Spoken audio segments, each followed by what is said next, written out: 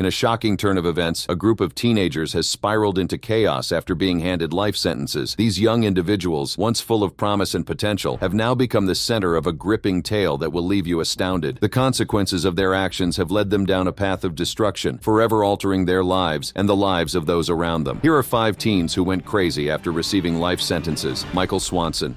Michael Swanson's story begins with a troubled past, marked by a series of red flags that hinted at the darkness that lay within. Born and raised in the Twin Cities, Swanson's early years were marred by a tumultuous family life and a lack of stability. As he grew older, his behavior became increasingly erratic, and signs of aggression and anger began to surface. Swanson's descent into criminality took a sinister turn on November 15, 2010. On that fateful day, he embarked on a crime spree that would forever stain the lives of innocent victims and their families. Armed with a gun and a chilling disregard for human life, Swanson set out on a path of destruction that would leave 2 women dead and a community in mourning. The first victim of Swanson's senseless violence was Sheila Myers, a store clerk in Iowa. Swanson entered the store with the intention of robbing it, but his actions took a sinister turn when he callously shot Myers, ending her life in an instant. The brutality of the crime sent shockwaves through the community, leaving friends, family, and the entire town in a state of disbelief. But Swanson's reign of terror did not end there. Just hours later, in a different county, he was set to go on trial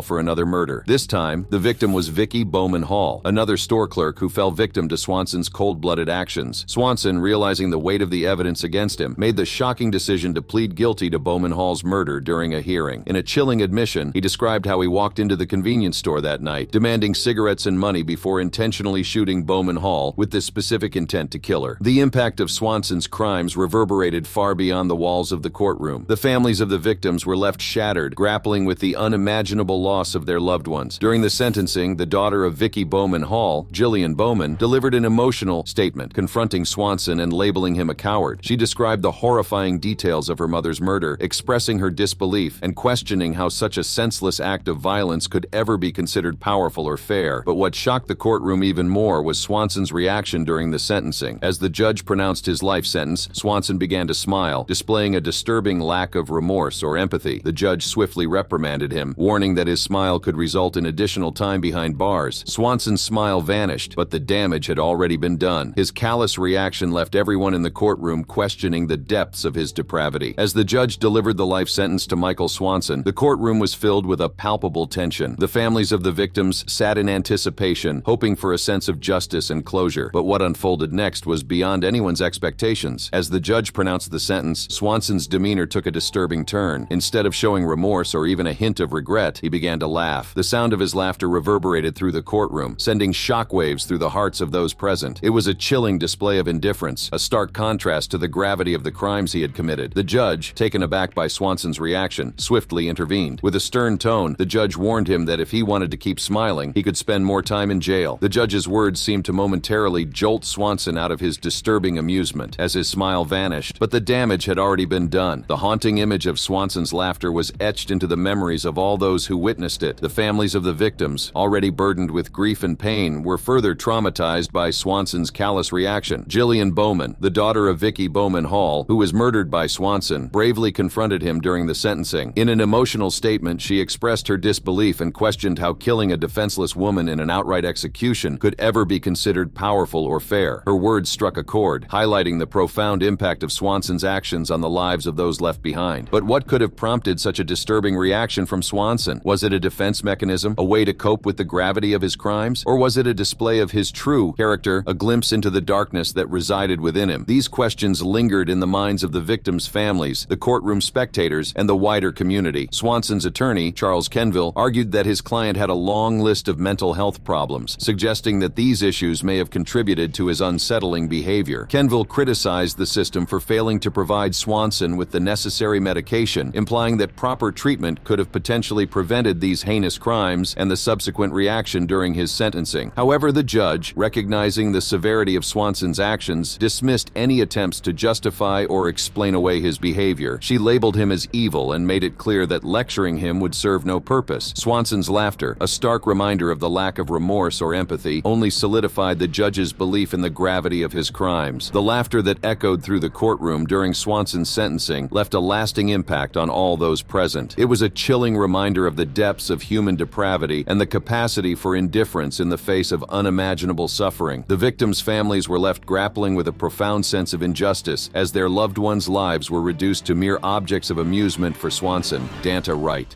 I just want to tell y'all, I'll be home soon. R.I.P. Keon. I love my family.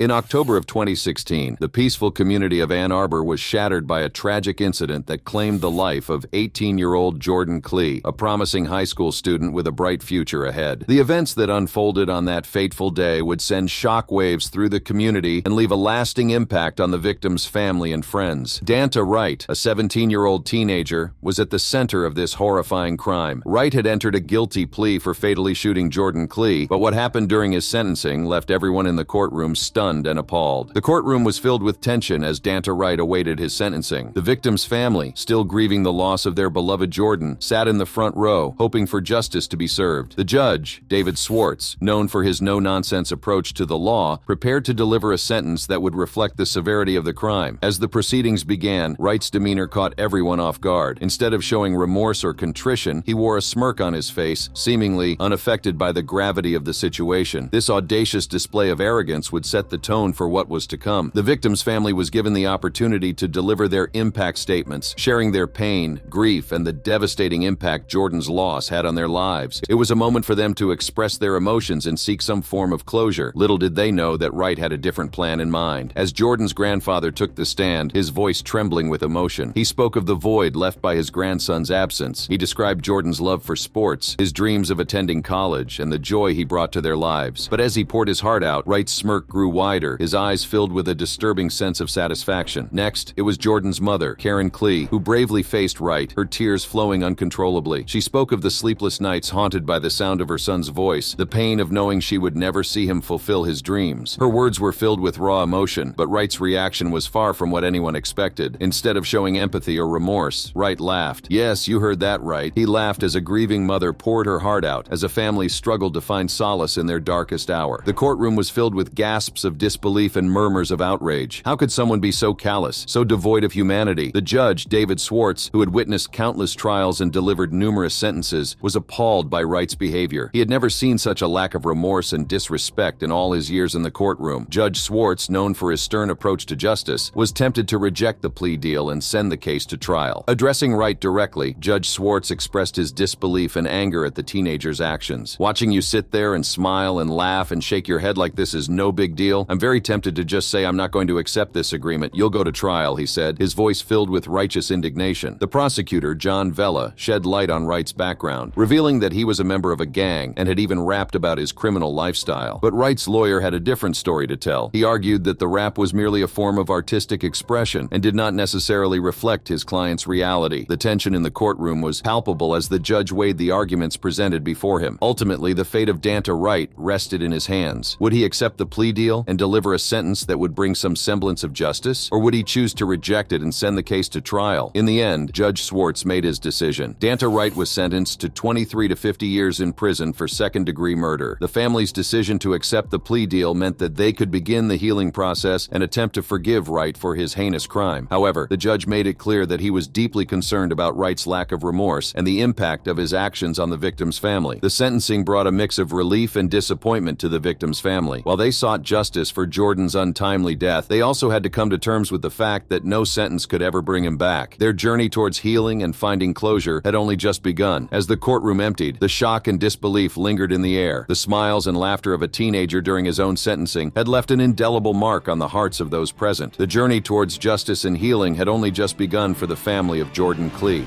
Dylan Shoemaker. It was a seemingly ordinary day in Springville, New York, when the lives of Ashley Smith and her two young sons took a devastating turn. Ashley, a hard-working single mother, had entrusted the care of her children to her boyfriend, Dylan Shoemaker, while she worked at a local restaurant. Little did she know that this decision would lead to unimaginable tragedy. Dylan Shoemaker, a 16-year-old with a troubled past, was no stranger to anger and violence. Living in Springville with his mother, he had become involved with Ashley and her children, despite having no blood relation to them. On that fateful day, March 19, 2013, Shoemaker was left alone with Ashley's two sons, Austin and his younger brother. As the evening wore on, tensions began to rise within Shoemaker. Austin, a lively and curious 23-month-old toddler, had been crying and disturbing his baby brother. Frustration and anger welled up inside Shoemaker, and he found himself unable to control his emotions. In a fit of rage, Shoemaker lashed out at Austin, subjecting him to a brutal and merciless beating. Witnesses would later testify to the horrifying sounds of blows landing on the defenseless child, the cries of pain and fear echoing through the walls of the home. The violence inflicted upon Austin was beyond comprehension. Medical experts would later reveal the extent of his injuries, painting a picture of a child who had suffered unimaginable pain. Ruptured blood vessels in his left ear and near his right eye, bleeding in the retina and perioptic nerve, and bleeding between the layers of his brain were just some of the injuries discovered during the autopsy. But the horror did not end there. As if the initial assault was not enough, Shoemaker continued to subject Austin to further harm over the course of several hours. The attacks escalated, with Shoemaker resorting to even more brutal methods to silence the cries of the innocent child. During a diaper change, Shoemaker slapped Austin and slammed his head on the ground, causing further trauma. The attacks were punctuated by moments of respite, during which Shoemaker would pause to engage in other activities. Shockingly, he would send text messages, attempting to engage in sexual activities, and even trying to sell drugs, all while intermittently returning to inflict more harm on Austin. The evidence presented during the trial painted a chilling picture of a young man consumed by anger and a complete lack of empathy. Shoemaker's actions were far from those of a normal 16-year-old, regardless of his lack of experience as a babysitter. The prosecution argued that attempting to blame anyone other than Shoemaker for this tragedy would be a denial of reality. As the night wore on, Austin's cries grew weaker, until finally, silence fell upon the home. The severe brain injury inflicted by Shoemaker had taken its toll, and Austin could no longer fight against the pain and suffering he had endured. When Ashley Smith returned home from work, she was met with a scene of unimaginable horror. Her beloved son lay lifeless, the innocence of his young life stolen away by the hands of the person she had trusted. The grief and anguish that washed over Ashley and her family were immeasurable, their lives forever shattered by this senseless act of violence. The news of Austin's tragic death spread throughout the community like wildfire. The shock and disbelief were palpable as the reality of what had transpired began to sink in. How could a young child's life be snuffed out in such a brutal and heartless manner? The authorities wasted no time in apprehending Dylan Shoemaker, who was arrested and charged with the murder of Austin Smith. The evidence against him was overwhelming, from the testimony of witnesses to the medical evidence that painted a vivid picture of the extent of Austin's injuries. As the trial began, the courtroom was filled with a mix of emotions. Anguish, anger, and a thirst for justice hung heavy in the air. The prosecution laid out a compelling case, presenting the evidence that would prove beyond a reasonable doubt that Shoemaker was responsible for Austin's death. Throughout the trial, Shoemaker's demeanor was one of apparent remorse. He tearfully apologized to Ashley, expressing his love for Austin and his deep regrets for what had transpired. I didn't mean to kill Austin. Ashley, I really didn't. I really think I did that. I didn't mean to hurt him. I can't take back what was done. I wish I could. I would give my life for Austin. I loved him a lot. However, the jury and the presiding judge saw through the facade of remorse, recognizing it for what it truly was, an attempt to manipulate the situation and escape the consequences of his actions. The record will show that you admitted that on July 23, 2013, in a phone call to your mother from the holding center, you stated, and I got a quote from the court reporter, "I am a 16-year-old blonde. Probably all I have to do is cry in front of the jury, and they're going to feel sorry for me." In the end, justice prevailed. The jury found Dylan Shoemaker guilty of second-degree murder, a verdict that would forever seal his fate. State Supreme Court Justice M. William Bowler, in a powerful sentencing statement, condemned Shoemaker as a manipulator and deceiver. He acknowledged the immense pain and grief caused by Shoemaker's actions, receiving letters from 13 individuals whose lives had been forever altered by this tragedy. As the courtroom awaited the judge's decision on the appropriate sentence, the weight of the moment was palpable. The lives of two families hung in the balance, their hopes for justice resting on the shoulders of Justice Bowler. Finally, the moment arrived. Justice Bowler, with a stern gaze and a voice filled with conviction, delivered the maximum sentence, 25 years to life in prison. The courtroom erupted in a mix of emotions, from relief to sorrow, as the reality of the consequences of Shoemaker's actions sank in. Dylan Shoemaker, once a young man with a future ahead of him, now faced a lifetime behind bars. The impact of his actions would forever be etched into the hearts and minds of those who had been touched by this tragedy. As the doors of the courtroom closed behind him, Shoemaker's cries of love for Austin echoed through the halls. But it was too little, too late. The damage had been done, and justice had been served. T.J. Lane. It was a seemingly ordinary day in the quiet town of Chardon, Ohio. Families went about their daily routines, unaware of the darkness that was about to descend upon their community. TJ Lane, an 18-year-old student, was waiting for a bus to an alternative school, but little did anyone know that he was harboring a sinister plan. On February 27, 2012, chaos erupted at Chardon High School. Lane, armed with a .22 caliber handgun, embarked on a rampage that would forever change the lives of those involved. His targets were his fellow students, and his motives remain a mystery to this day. Survivors of the shooting recall the terrifying moments when Lane opened fire in the school cafeteria. The sound of gunshots echoed through the halls as panic and confusion took hold. Students ran for their lives, desperately seeking safety from the hail of bullets. As the chaos unfolded, law enforcement agencies swiftly responded to the scene. Police officers and first responders arrived, their priority to neutralize the threat and ensure the safety of the students and staff. When the dust settled, the devastating reality became clear. 3 students had lost their lives in the senseless act of violence. Daniel Parmator, Demetrius Hewlin, and Russell King Jr. were taken from their families and friends far too soon. The grief and anguish felt by the families of the victims were immeasurable. Their lives shattered. They struggled to comprehend the senselessness of the tragedy. As the case made its way through the legal system, the courtroom became a stage for the victims' families to confront their loved one's killer. It was during Lane's sentencing that he shocked everyone with his callous behavior. Lane's short, crude statement, filled with profanity and contempt, was a final insult to the families who had already endured so much pain. His laughter and obscene gesture only served to further solidify the image of him as a heartless monster. The courtroom was filled with tension as family members of the victims anxiously awaited justice. TJ Lane, dressed in a blue button-down shirt, took his seat, seemingly unaffected by the gravity of the situation. As Lane sat down, he unbuttoned his shirt, revealing a white t-shirt with the word killer written across the front in bold black marker. It was a chilling display, a final taunt to the families who had already endured unimaginable pain. When given the opportunity to address the court, Lane delivered a short, crude statement that left everyone in shock. His words were filled with profanity and contempt, ending with a defiant "F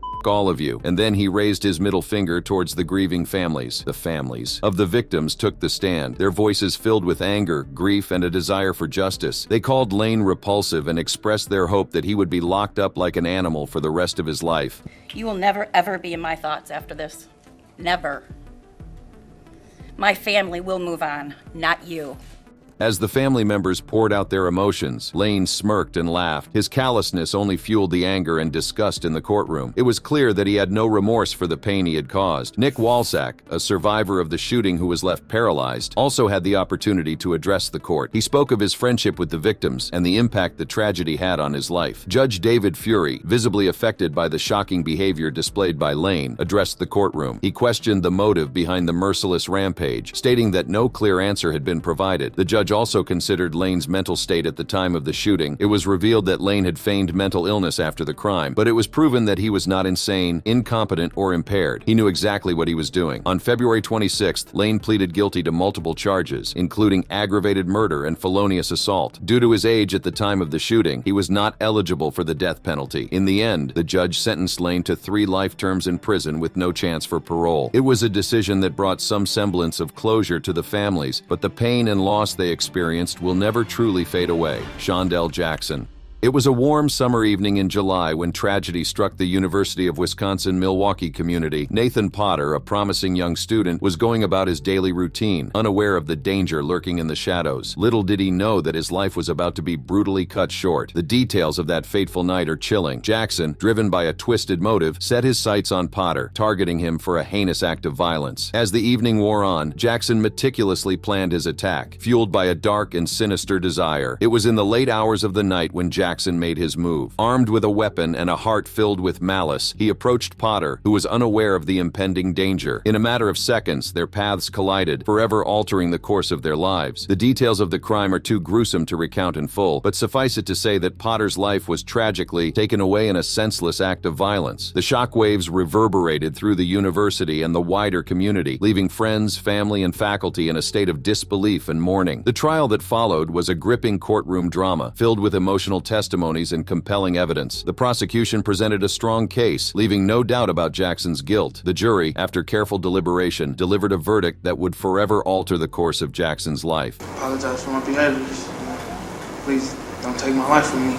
And so it was on that fateful day in the Milwaukee County courtroom that Shondell Jackson received his sentence. Life in prison without the possibility of parole. The weight of those words hung heavy in the air, a somber reminder of the consequences of one's actions. As the judge delivered the verdict, the weight of the sentence hung heavy in the air. Life in prison without parole. It was a moment that would forever alter the course of Shondell Jackson's life, but little did anyone expect the eruption of violence and chaos that would follow. Jackson's emotions boiled over as he heard the judge's words. Anger, frustration, and despair consumed him, and he could no longer contain his rage. In a fit of fury, he lashed out, directing his anger towards the victim's family, who sat in the courtroom, their hearts heavy with grief. The scene that unfolded was nothing short of chaotic. 3 deputies, trained to handle such situations, swiftly intervened, tackling Jackson to the ground. The courtroom erupted into screams and cries as the struggle ensued. In an effort to regain control, the deputies deployed pepper spray, filling the air with its acrid scent. The altercation left everyone in the courtroom stunned. The judge, the attorneys, the jury, and the spectators were all witnesses to this shocking display of violence. It was a stark reminder of the raw emotions that can arise in the face of tragedy and the lengths to which law enforcement must go to maintain order. Amidst the chaos, the victim's family, already burdened with the loss of their loved one, faced the added pain of witnessing the anger and hatred directed towards them. The words hurled by Jackson's family were filled with venom and resentment. Jackson's angry family members today shouted support to him as he was led away, and one screamed at Potter's family as she left the courtroom. The deputies, with their training and expertise, managed to regain control of the situation. They subdued Jackson, ensuring the safety of all those present, but the scars left behind by this shocking outburst would forever remain. In the aftermath of the altercation, the trial continued, albeit with a heightened sense of tension and emotion. The jury, having witnessed the shocking events, carried the weight of their decision as they deliberated on the remaining aspects of the case. These teenagers have offered a glimpse into their human response, ranging from profound grief to stark apathy when confronted with repercussions. For more captivating videos, feel free to click on the cards appearing on your screen. I'll be here, ready for more.